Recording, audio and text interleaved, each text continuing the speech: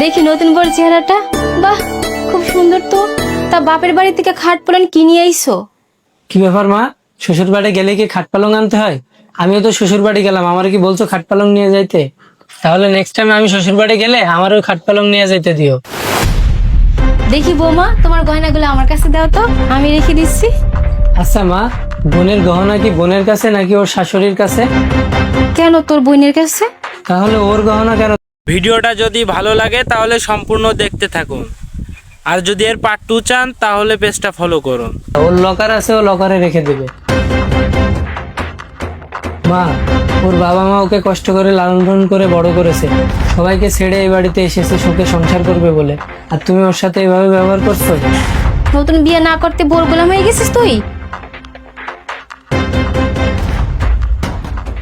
মায়ের কথায় তুমি মন খারাপ করো না, এই সংসারে যে যাই বলুক আমি সবসময় তোমার পাশে আছি।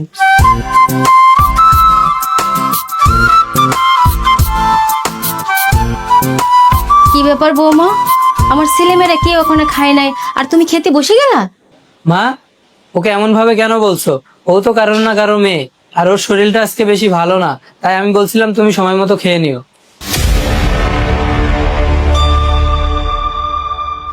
শোনো, মায়ের কথায় তুমি কষ্ট নিও না, তোমার যখন ক্ষুধা লাগবে তুমি নিজের বাড়ি মনে করে খেয়ে নিও।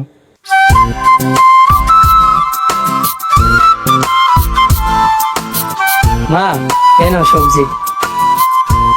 আফরিন, এদিকে এসো তো। এই নাও তোমার হাত খরচের টাকা। এ কি, তুই বউকে হাত খরচে টাকা দিচ্ছিস কে?